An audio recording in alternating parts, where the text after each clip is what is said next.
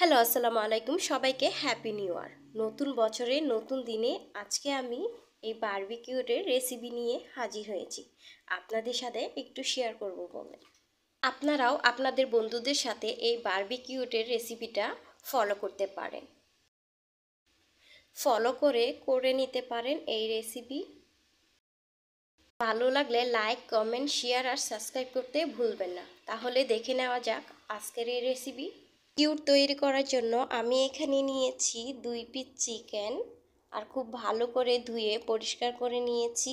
আর খুব ভালো করে দেখতেই পাচ্ছেন আমি কেচে নিয়েছি, একটু ঘন ঘন করে কেচে নিয়েছি যাতে করে মশলাগুলো খুব ভালো করে ভিতরে প্রবেশ করতে পারে। এখন আমি এখানে দিয়ে দিব 1.5 টেবিল চামচ লেবুর রস দিয়ে খুব ভালো করে একটু মিশিয়ে নিচ্ছি।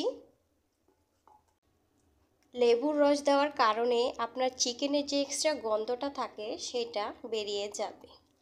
এখন আমি নিয়ে নিব বারবিকিউটের মশলা রেডি করে নিচ্ছি। এখানে আমি জাল করে ঘন করে নিয়েছি 1.5 কাপ দুধ, 2 টেবিল চামচ করে নিয়েছি। আর এখানে দিয়ে দিচ্ছি ভিনেগার 1/2 চা চামচ। এই দুটো উপকরণ আপনার টক দইয়ের কাজ করবে। এখন বাকি উপকরণটি এখানে দিয়ে দিচ্ছি একসঙ্গে করে বেটে নেওয়া আদা রসুন 1/2 টেবিল চামচ, 1/2 টেবিল চামচ পেঁয়াজ বাটা, আর দিয়ে দিচ্ছি 1 টেবিল চামচ মরিচের গুঁড়া, আর দিয়ে দিচ্ছি হাফ হলুদের গুঁড়া, আর দিয়ে দিচ্ছি 1/2 টেবিল চামচ গরম মশলা গুঁড়ো, দিয়ে দিচ্ছি 1/2 টেবিল চামচ জিরার গুঁড়া, আর দিয়ে দিচ্ছি 1 টেবিল চামচেরও বারবিকিউ সস, দিয়ে দিচ্ছি 1/2 টেবিল চামচ কালো মরিচের গুঁড়া। আপনি চাইলে সাদা মরিচের গুঁড়াটাও দিতে পারেন। দিচ্ছি 1/2 টেবিল চামচ লবণ। লবণটা একটু বুঝে শুনে দিবেন। আপনার চিকেন যদি কম বেশি হয় তাহলে আপনার উপকরণটিও কম বেশি লাগতে পারে। এখন আমি খুব ভালো করে মিশিয়ে নিচ্ছি। মিশিয়ে নেওয়া হয়ে গিয়েছে। এখন আমি মশলাগুলোকে চিকেনের মধ্যে দিয়ে দিচ্ছি।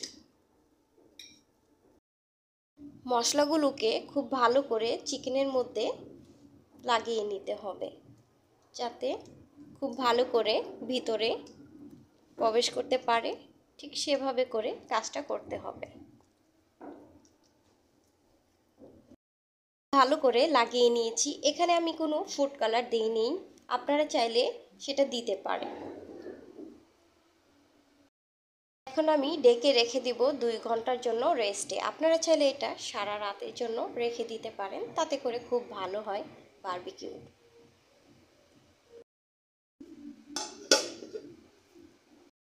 ঘন্টা পর চলে আসলাম আর দিয়ে দিচ্ছি 2 টেবিল পরিমাণের তেল। সরিষার তেলটাও অ্যাড করতে পারেন, আমি রান্নার রেগুলার তেলটাই দিয়েছি।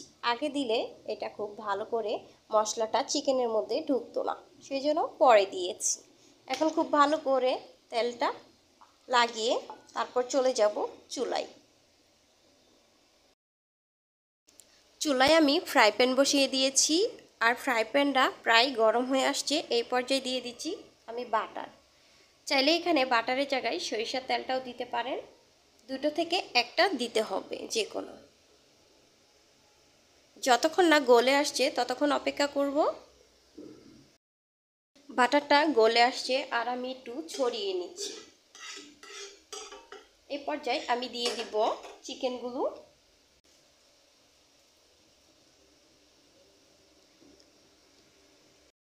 না এক পাশ হয়ে আসছে ততক্ষণ আমি রেখে দিচ্ছি।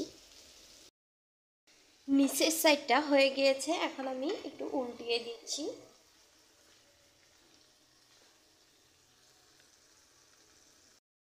উল্টিয়ে নেওয়ার পর ঢেকে রেখে দিচ্ছি যতক্ষণ না সিদ্ধ হয়ে আসছে।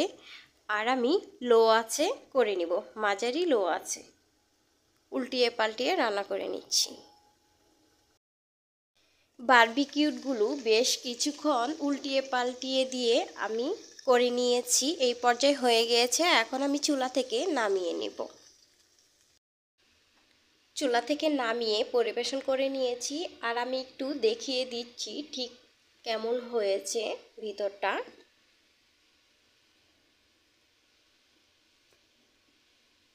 করে সিদ্ধ হয়েছে সেটা তো বোঝাই যাচ্ছে, আর মশলাটাও খুব ভালো করে চিকেনের মধ্যে লেগেছে। আশা করছি আজকের রেসিপিটা আপনাদের কাছে খুব ভালো লেগেছে।